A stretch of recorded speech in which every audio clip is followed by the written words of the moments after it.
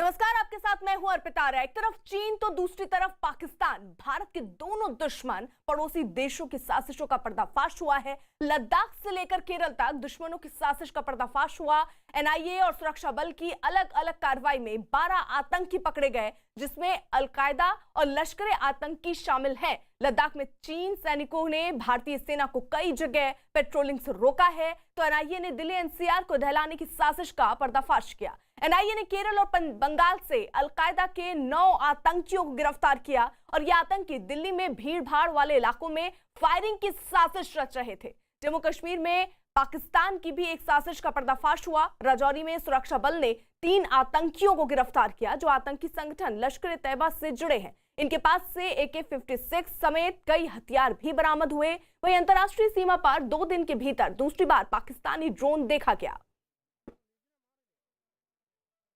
और इस वक्त की बड़ी खबर आ रही है, एक बड़ी आतंकी साजिश से जुड़ी हुई, जिसे एनआईए ने नाकाम कर दिया। आतंकी संगठन अलकायदा ने भारत में रह रहे इजराइल के लोगों पर हमले की साजिश रची, जिसे वक्त रहते एनआईए की टीम ने नाकाम कर दिया। खुफिया सूत्रों से मिली जानकारी के मुताबिक अलकायदा और आईएसआईएस ने मिलकर इस हमले की साजिश रची थी, जिसे दिल्ली और एनसीआर के इलाके में 18 सितंबर से 11 अक्टूबर के बीच अंजाम देने का प्लान बनाया गया था। एनआईए ने पश्चिम बंगाल के मुर्शिदाबाद और केरल के एर्नाकुलम से अलकायदा के मॉड्यूल का पर्दाफाश करते हुए 9 आतंकियों को गिरफ्तार किया। एनआईए की टीम ने खुफिया जानकारी मिलने के बाद मुर्शिदाबाद और केरल के एर्नाकुलम के कई इलाकों में एक साथ छापा मारा था, जिसमें मुर्शिदाबाद से 6 आतंकी और एर्नाकुलम से 3 आतंकियों को गिरफ्तार किया गया। बताया गया ये आतंकी पाकिस्तान में सीधे कुछ आतंकियों के संपर्क में थे और कश्मीर में हथियारों की सप्लाई करने जाने वाले थे। गिरफ्तार किए गए सभी आतंकी बंगाल के रहने वाले हैं, जिनका सरगना मुर्शीद हसन नाम का आतंकी बताया गया। अलकायदा के इन आतंकियों से भारी मात्रा में हथियार और जिहाद से जुड़ी किताबें बरामद की गई हैं। केंद्रीय जांच एजेंसी एनआईए ने केरल और पश्चिम बंगाल में एक बड़े सर्च ऑपरेशन को अंजाम देते हुए 9 संदिग्ध आतंकियों को गिरफ्तार किया है, जिसका वास्ता आतंकी संगठन अलकायदा से बताया जा रहा है। इस वक्त में मैं एनआईए के दफ्तर के ठीक बाहर में है। एनआईए मुख्यालय में इस मामले पर तफ्तीश चल रही है और एनआईए के अधिकारियों की अगर माने तो जिस तरह से पाकिस्तान में बैठे हुए अलकायदा आतंकी संगठन से जुड़े हुए कई आतंकी केरल और पश्चिम बंगाल में कई लोगों को सोशल मीडिया के मार्फत से उसे ट्रेनिंग दे रहे थे और उसे आतंकी बना रहे थे। और इस मामले पर जब जानकारी स्पष्ट हुई तो कई जो आतंकी हैं इस मामले को ध्यान में रखते हुए एक बड़े आतंकी वारदात करने के लिए तैयार भी हुए थे। और इसी मामले की गंभीरता को देखते हुए 9 लोगों को गिरफ्तार किया गया है, जिसमें कि 6 पश्चिम बंगाल मूल के बताए जा रहे हैं और 3 केरल मूल के बताए जा रहे हैं। केरल के एर्नाकुलम से वास्ता है और जबकि पश्चिम बंगाल की बात करें तो मुर्शिदाबाद से वास्ता है। जिस तरह से इस मामले पर छापेमारी के दौरान कई महत्वपूर्ण सबूत मिले हैं और ये भी पता चला है कि राजधानी दिल्ली और एनसीआर को ये दहलाने की एक कोशिश कर रहे थे। नीतीश कुमार हमारे साथ हमारे सहयोगी इस वक्त जुड़ चुके हैं। यानी नीतीश, एक बड़ी साजिश जिसका पर्दाफाश हुआ। जी बिल्कुल सही कहा अर्पिता। देखिए 9 की संख्या है जो अलकायदा के आतंकी हैं, सारे पश्चिम बंगाल के रहने वाले हैं और 6 अरेस्ट हुए हैं पश्चिम बंगाल से, मुर्शिदाबाद से, और 3 अरेस्ट हुए हैं केरला से। ये भी पश्चिम बंगाल के ही रहने वाले थे जो केरला से अरेस्ट हुए हैं।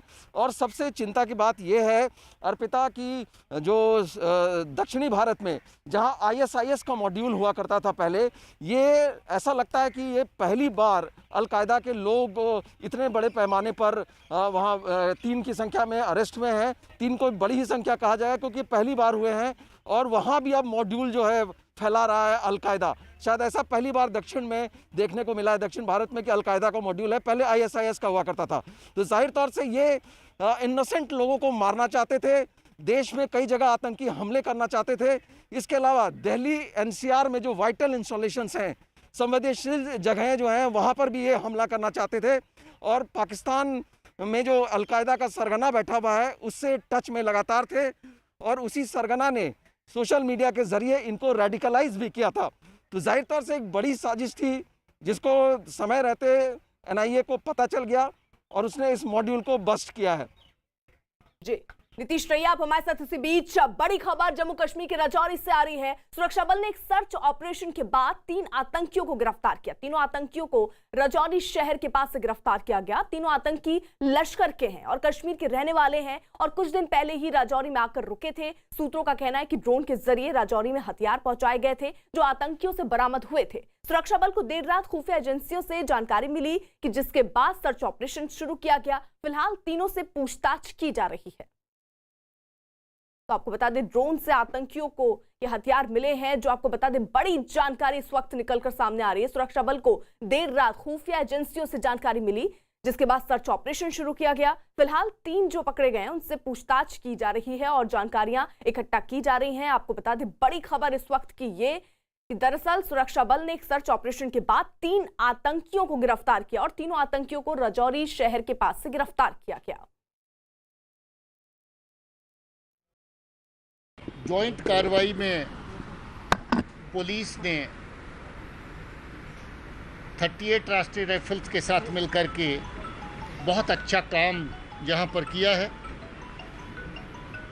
कल इन्होंने एक ऐसा ग्रुप पकड़ा है जो कश्मीर की तरफ से यहाँ पर पहुँचा था और वो ग्रुप यहाँ पर इस एरिया में सस्पिशियस हालत में जहाँ उसकी पुलिस को इत्तला मिली, उसके बाद पूरा एरिया जो है उसमें ऑपरेशन लॉन्च किया गया।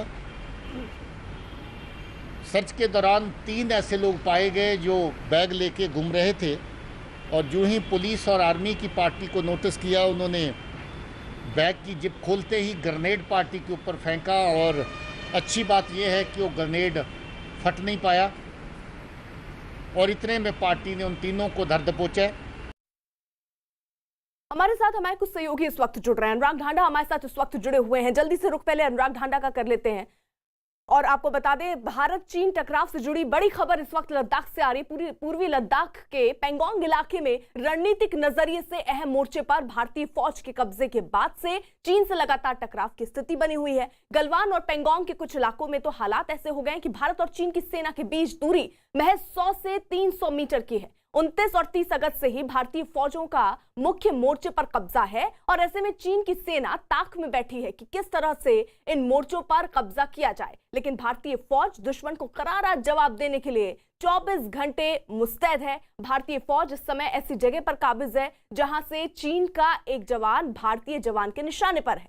यानी चीन के किसी भी जवान ने थोड़ी सी भी हरकत की तो उसका माकूल जवाब मिलेगा। यानी कुल मिलाकर पूरी तरीके से भारतीय सेना कहें तो तैयार है। चीन अगर एक बार भी आंख उठाने के लिए सोचता है तो उससे करारा जवाब, मुंहतोड़ जवाब एक तरीके से कहिए तो भारत की तरफ से मिलेगा और ये भी अब चीन समझ रहा है। हमारे साथ 2 सहयोगी जैसा मैं जिक्र कर रही थी, अनुराग ढांडा ले से हैं, अरुण सिंह भी हमारे साथ ले से हैं। जल्दी से पहले रुक अनुराग का कर लेते हैं। यानी अनुराग भारतीय सेना भी पूरी तरीके से तैयार है जवाब देने के लिए। देखिए बिल्कुल भारतीय सेना पूरे तरीके से जवाब देने के लिए तैयार है और बहुत से पॉइंट्स ऐसे हैं जहां पर बिल्कुल आमने सामने है भारतीय सेना और चीन की सेना। चीन की सेना में अब घबराहट सिर्फ इसलिए है क्योंकि उस आमने सामने में जो हायर पोजीशंस हैं वो भारतीय सेना के पास हैं, जो कि एक सरप्राइज 29 और 30 की रात को भारत की तरफ से दिया गया चाइना को और जो हाई पॉइंट्स हैं उन पर भारतीय सेना ने अपनी मजबूती बना ली है। तो तब से ही लगातार चाइना डिस्टर्ब चल रहा है, परेशान चल रहा है और दूसरे मोर्चे खोलने की तैयारी कर रहा है। फिर चाहे वो नेपाल के थ्रू हो, चाहे वो पाकिस्तान के थ्रू हो कि किसी तरह से भारत को परेशान किया जाए, वो कोशिश चाइना की तरफ से चल रही है। लेकिन जहां तक LAC का सवाल है, जहां तक पेंगोंग का सवाल है, देप्सांग का सवाल है, जहां तक गलवान का सवाल है, इन तमाम इलाकों में फ्रंट पोस्ट पर हम पूरी तरह से काबिज हैं, मजबूत स्थिति में हैं और वहां पर कम से कम चाइना और PLA अब कोई हरकत नहीं कर सकता है। बिल्कुल, यानी अरुण अब ये चीन भी समझ रहा है कि भारत से भिड़ना है तो 100 बार सोचना होगा। देखिए चीन की सेना जिस तरह से एग्रेसिव सेना मानी जाती है, PLA कम से कम अपने प्रोपेगेंडा वीडियोस में वो दिखाती है। पिछले कुछ महीनों में भारत की सेना के शौर्य के आगे उसका वो जो दावा था कि उसकी बहुत ही एग्रेसिव सेना है, कम से कम उसको तो बहुत बड़ा झटका लगा है और अंतर्राष्ट्रीय स्तर पर झटका लगा है। उसकी वजह है चीन की सेना ने हाल में कोई युद्ध नहीं लड़ा है। भारत की सेना न सिर्फ पाकिस्तान से जो घुसपैठिए आते हैं उनसे अपरोक्ष रूप से युद्ध लड़ती है, बल्कि करगिल में उन्हीं परिस्थितियों में, जैसी गलवान में, जैसी डेप्सांग में, जैसी जो है पेंगोंग सो लेक में स्थितियां हैं, उन्हीं स्थितियों में लड़ करके और पाकिस्तान की सेना को हराया भी है। और इसलिए गलवान में जब हमने उनके सैनिकों को करारा जवाब दिया, 29-30 की दरमियानी रात को, जब 29-30 अगस्त को चीन ने एग्रेशन दिखाने की कोशिश की, तब हमने काउंटर एग्रेशन में, बल्कि जो महत्वपूर्ण चोटियां थी उन पर हमारे सैनिक जाके जम गए, हमने उस पर कंट्रोल कर लिया। तो चीन की सेना को अब बखूबी मालूम हो गया है कि भारत डरने वाला नहीं है, भारत पीछे हटने वाला नहीं है, भारत झुकने वाला नहीं है, भारत आगे आएगा, उन जगहों पे नियंत्रण करेगा जहां अब तक उसने छोड़ा था, यानी नो मैंस लैंड की जगहों पर, स्ट्रेटेजिक पॉइंट पर भारत अपना कब्जा बढ़ाएगा, सर्विलांस बढ़ाएगा, अपने हथियार तैनात करेगा। और चीन की पीएलए को अब ये बात समझ में आ गई है कि भारत पीछे नहीं हटेगा, भारत की सेना पीछे नहीं हटेगी, और इसलिए चीन अब बैकफुट पर है। चीन देखिए प्रोपेगेंडा वीडियो बनाता है, उससे धमकाने की कोशिश करता है, ग्लोबल टाइम्स के जरिए संदेश देता है, पाकिस्तान जो उसका पिट्ठू है उसके जरिए हमारे देश में आतंकी भेजता है, उसके जरिए गिलगिट बाल्टिस्तान को 5वां सूबा बनवा के उसमें चुनाव करवाना चाहता है, अक्साई चीन को अपने कब्जे में रखना चाहता है, सीपेक को लेके पाकिस्तान को ठीक है अनुराग, लेकिन अब सवाल ये कि लिया। आखिरकार एक तरफ तो चीन अपनी हरकतों पर काबिज है, जो हरकत वो कर रहा है वो लगातार वो कर रहा है और वो दिख रहा है, लेकिन दूसरी तरफ वो बातचीत का रास्ता भी सुलझाने की कोशिश कर रहा है, बातचीत की टेबल पर जाने की कोशिश कर रहा है। इन सब का क्या मतलब? क्या बातचीत करता रह के चीन अपनी हरकतों का अंजाम देना चाहता है, ऐसे ही जैसे वो कर रहा है इस वक्त?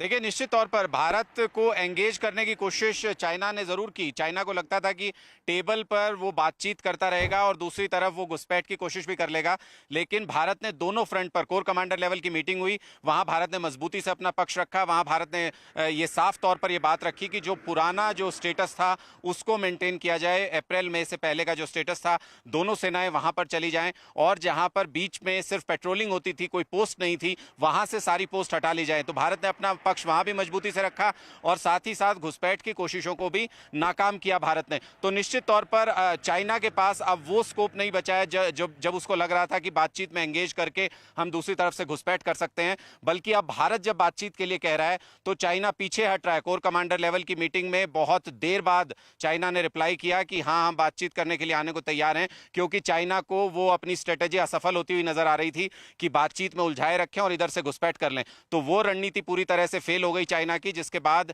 सकपकाया हुआ है चाइना और अब रास्ते तलाश रहा है कि किस तरीके से ये जो मुसीबत में फंस गया है चाइना, इससे बाहर कैसे निकला जाए। क्योंकि जो हायर पोजीशंस पर भारत के जवान बैठे हुए हैं, अब चाइना के लिए मुसीबत ये है कि उसका जो रसद रूट है वो एक्सपोज्ड है, उसकी जो बॉर्डर पर चौकियां हैं वो एक्सपोज्ड हैं, और ऐसी स्थिति में कोई भी प्रोफेशनल फोर्स अगर है तो वो अपने आप को असुरक्षित महसूस करती है। वो ऐसी पोजीशंस पर बहुत ज़्यादा देर तक रहना पसंद नहीं करती जहां पर कि उनकी पोजीशन एक्सपोज्ड हो। तो इसीलिए चाइना परेशान है, क्योंकि भारत हाइट पर है और भारत अपनी पोजीशंस को स्ट्रांग किए हुए है।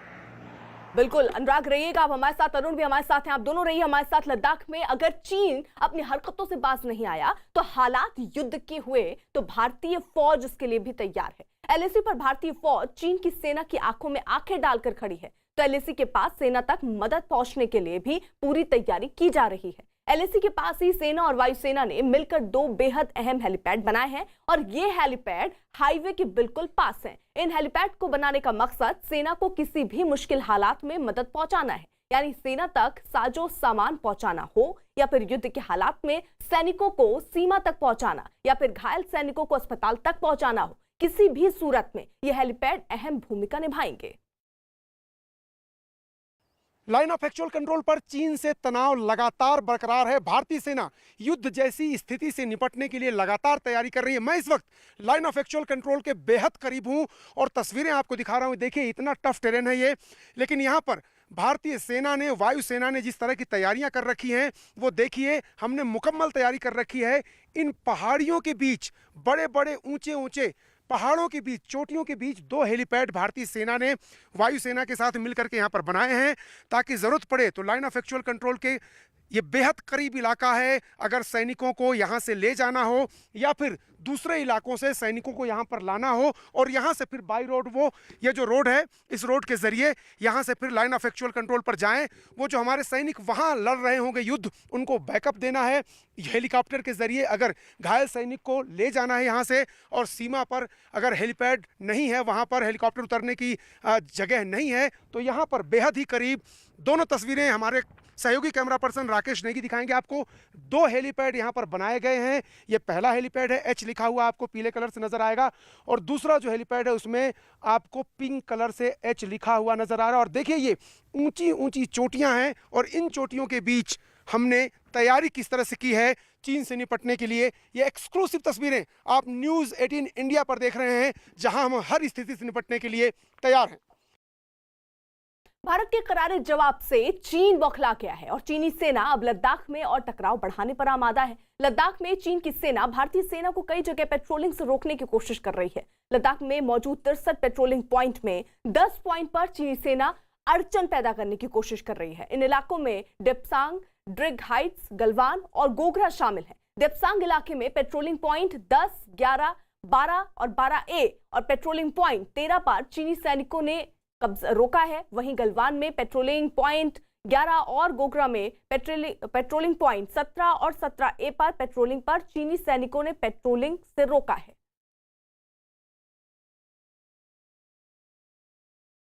दुनिया से युद्ध पर आमादा चीन ने अब अमेरिका से ताइवान के बढ़ते रिश्तों को देखते हुए युद्ध की धमकी दी। और इतना ही नहीं, ताइवान की सीमा पर पिछले 2 महीने से चीन की सेनाएं लगातार सैन्य अभ्यास कर रही हैं। और इस बीच एक दिन पहले अमेरिकी विदेश मंत्रालय के वरिष्ठ अधिकारियों के ताइवान दौरे से खफा चीन की वायुसेना के लड़ाकू विमानों ने ताइवान के क्षेत्र में उड़ानें भरी।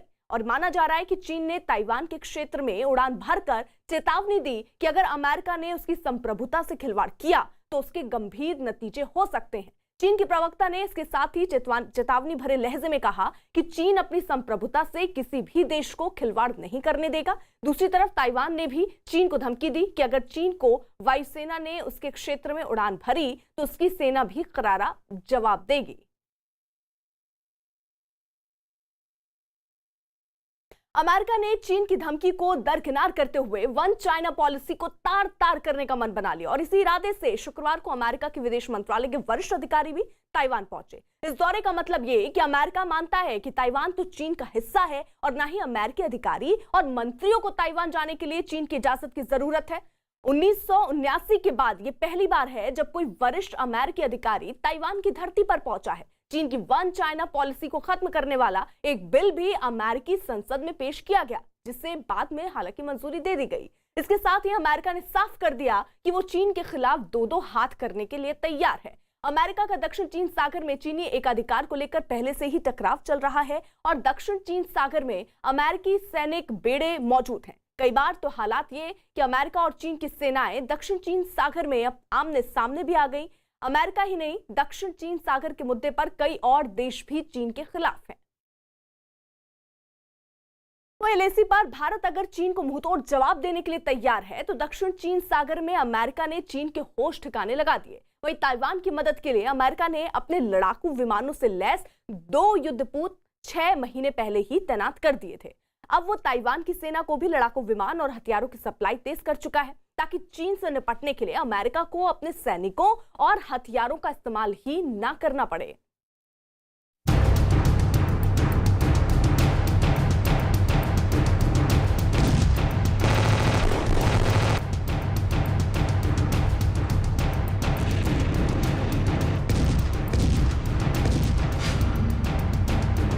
चौपट होने के बहुत करीब चीन।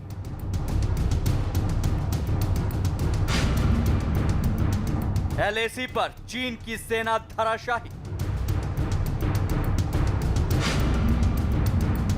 हिंद प्रशांत महासागर में चीन पर महासंकट।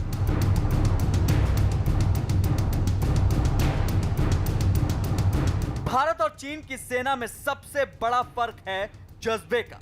चीन की सेना की आस्था चीन की कम्युनिस्ट पार्टी के लिए है, जबकि भारत की सेना मातृभूमि की रक्षा ही अपना परम धर्म मानती है, फिर चाहे भारत में किसी भी पार्टी की सरकार हो।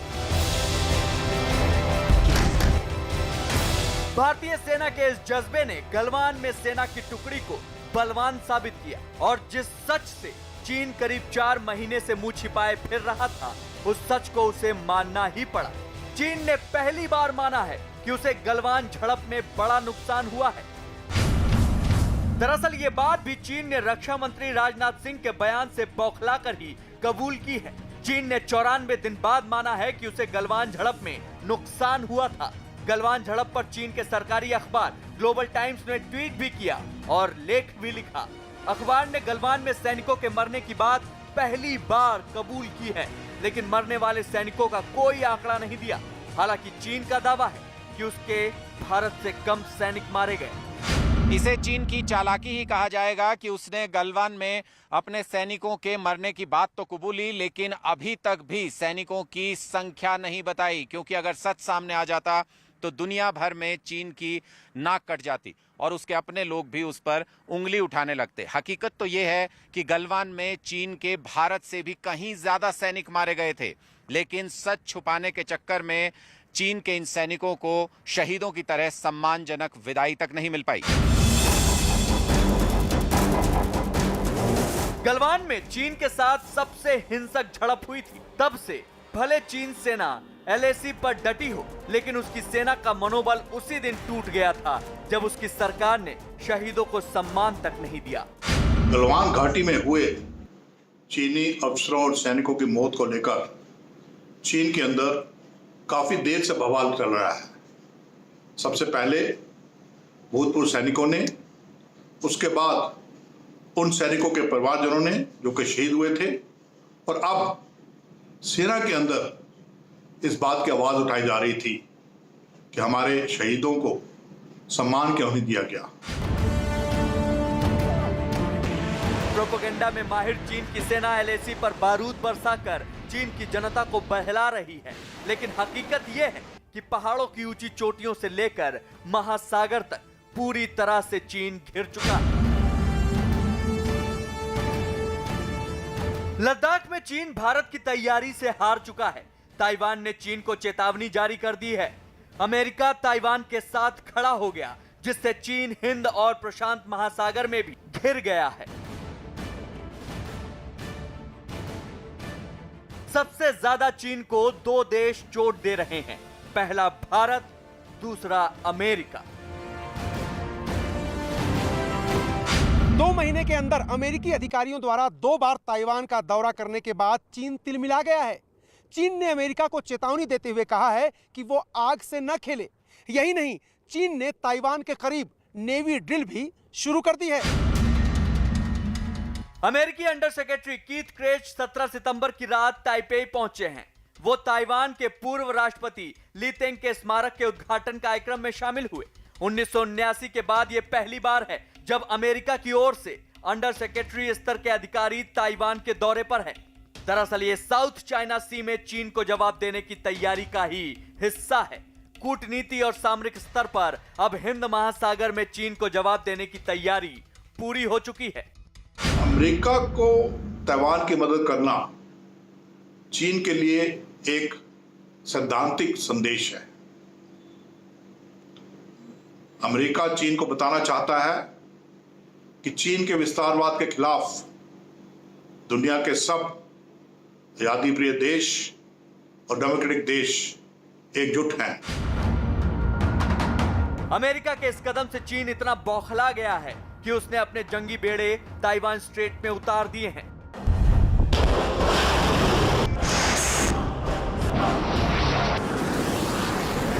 साउथ चाइना सी में चीन कई छोटे छोटे देशों को धमका रहा है और ट्रंप लंबे समय से चीन को दादागिरी न करने की चेतावनी दे रहे हैं, लेकिन चीन आए दिन दूसरे देशों के आइलैंड के नजदीक अपने सैन्य ड्रिल शुरू कर देता है और दक्षिण चीन सागर में लगातार नकली द्वीप बना रहा है और बार बार जंग की धमकी दे रहा है।